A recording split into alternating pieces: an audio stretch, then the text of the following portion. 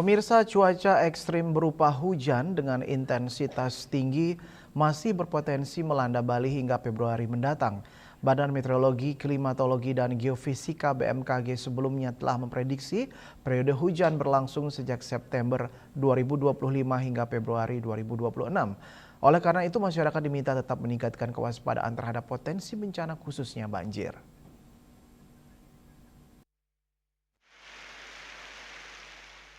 Dosen Program Studi Arsitektur Fakultas Teknik Universitas Warmadewa Unwar Profesor Putu Rumawan selain menegaskan, meskipun belum dapat dipastikan apakah intensitas hujan hingga Februari 2025 akan lebih besar, kesiapsiagaan tetap menjadi kunci utama agar masyarakat terhindar dari dampak bencana.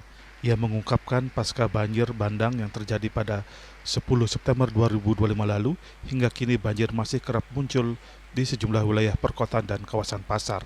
Meski tidak berskala besar seperti banjir bandang, genangan air dengan ketinggian sekitar 20 hingga 30 cm masih terjadi di beberapa titik. Menurut Profesor Rumawan, kondisi tersebut menunjukkan bahwa risiko banjir tetap ada meskipun intensitas hujan tidak sebesar pada September lalu.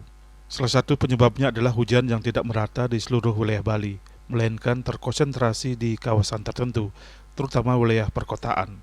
Selain itu, durasi hujan yang cukup panjang pagi sore hingga malam secara berselang turut memperparah genangan. Namun demikian, ia menekankan bahwa banjir tidak semata-mata disebabkan oleh curah hujan. Persoalan mendasar justru terletak pada tata ruang dan pengelolaan lingkungan di wilayah perkotaan. Kondisi tersebut lanjutnya seharusnya tidak menjadi masalah besar jika didukung oleh sistem drainase yang baik, namun kenyataannya saluran drainase dan irigasi masih saling membebani akibat alih fungsi lahan, termasuk terganggunya aliran subak. Akibatnya air mengalir mengikuti kontur alami menuju daerah yang lebih rendah hingga ke wilayah pesisir. Berkaitan dengan situasi itu sangat signifikan dituding adalah pembangunan perumahan yang katakan agak sporadis ya. Pemilihan lokasi-lokasi itu ada yang 3 rumah, ada yang 10 rumah, ada yang 20 rumah, ada bahkan mungkin di bawah itu. Dan ketika itu ada, mereka membuat akses, membangun infrastruktur yang tidak membuat keterhubungan dengan fungsi-fungsi lain. Sehingga dengan demikian semestinya kita sudah harus membangun perumahan itu di lokasi yang memang bisa didesain menjadi sebuah satelit daripada perkotaan. Yang sekarang ini kan tidak mencar ya.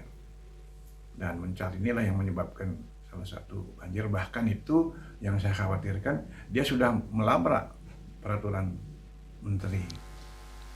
Ia juga menyoroti pembangunan perumahan yang dinilai sporadis dan tidak terintegrasi dengan sistem infrastruktur kawasan. Pembangunan dalam skala kecil hingga menengah, seperti 3 hingga puluhan unit rumah, kerap dilakukan tanpa perencanaan konektivitas fungsi lingkungan yang memadai. Profesor Rumawan mengingatkan bahwa kondisi ini berpotensi melanggar regulasi termasuk perlindungan lahan tertentu. Ia mencontohkan kawasan sepanjang daerah aliran sungai Das Ayung yang disebut mengalami kehilangan tutupan hutan akibat alih fungsi lahan untuk perumahan dan pendukungnya.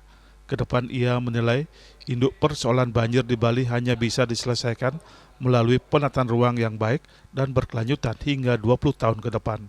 Profesor Rumawan juga mengajak para pemangku kebijakan, cendekiawan dan akademisi pengembang untuk duduk bersama merumuskan arah pembangunan Bali yang berkelanjutan. Tim Liputan melaporkan.